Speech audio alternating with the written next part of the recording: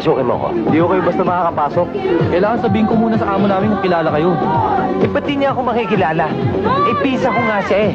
Pinsan ko ang nakatira diyan. Kahit na ho, kailangan nung sundin namin ang utos ng amo namin. Kung hindi, masisisanti ho kami. Talagang masisisante kayo pag di niyo ako pinapasok. Ang hirap talaga pag pinsan na may-ari.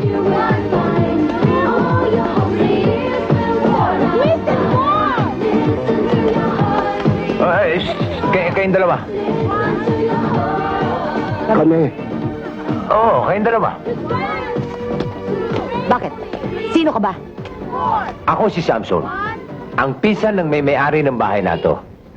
At siguro, kayong dalawa... namumukha kita eh. Tama, ikaw nga yung nakita ko sa litrato. Ikaw yung cook. Okay. At ikaw naman, ikaw yung chief security dito. Ako namumukha kita eh. Nako, kahigpit ng mga gwardiya mo dyan.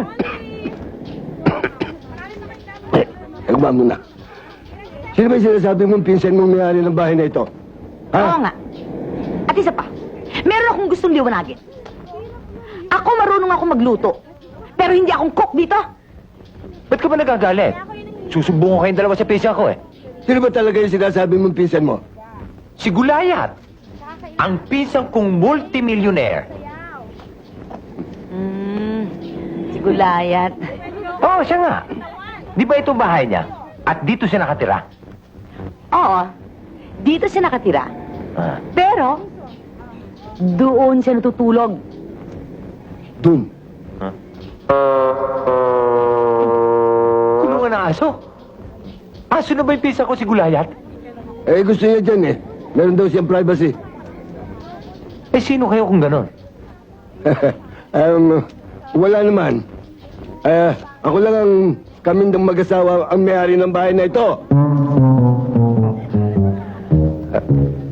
Pasensya na ho kayo, Colonel A.D. Polman. Kernel, At siya naman ang aking may bahay. Madam Yoli. Madam.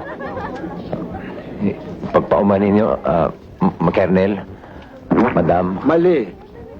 Madam, Mali. Kernel, Balik mo ngayon. Madam. Yari. Gusto ko lang ho sanang makausap yung pisa ko si Gulayat, kung pwede ho sana. Puntahan mo doon. Dun.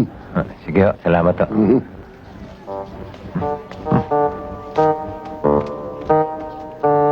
Let's go, sweetheart.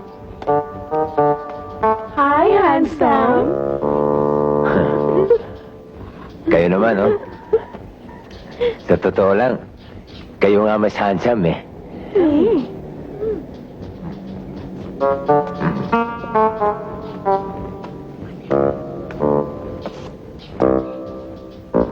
Gulayat? Gulayat?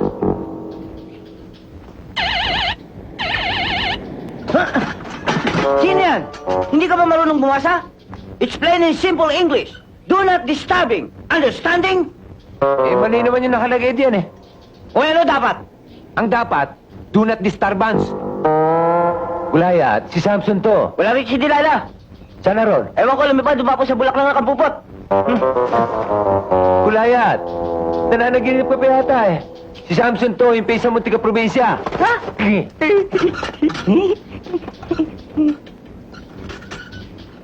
Samson, pinsan? Disgrasya. Anong ginagawa mo rito? What are you doing here? Ako, sagutin mo.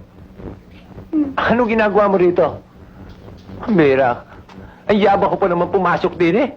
Sabi ko, pisa ko may-ari nitong malaking bahay na to. Ayun pala, dito ka na nakatira sa kulungan ng aso. You explain to me. Why? Oh, why? Well, actually, you know my cousin. Masarap matulog dito at saka tagusan yung hangin. At saka nakakasawa na matulog sa air-condition na kwarto. Hinihika ako eh. Tsaka mabuti rito. Centralized. Pinaniwala mo kami nila, Lola. Na multimillionaire ka na. Ayun pala. Isipin mo na lang. Nilapastangan ako, nilait-lait ang mga kamag-anak natin dahil napagunahan mo na lang ako, napag-iwanan mo na lang ako. Tapos, ito lang ang pamumuhay mo rito. Anong klaseng pesan? Sorry, pinsan. Alikop! Kaya ko lang naman nagawa yun. Para huwag kayong mag-alala. Sorry, pinsan. Hindi ko na makakalaang luluwas ka rito eh. Sorry, wala! Basta itong mga katarataduhan mo to, makakarating to lahat sa atin. Pinsan, huwag. Pag nalaman nilang lahat ito, ano na lang mukhang ihaharap ko sa kanila? Bakit? May mukha ka ba? Bakit oh?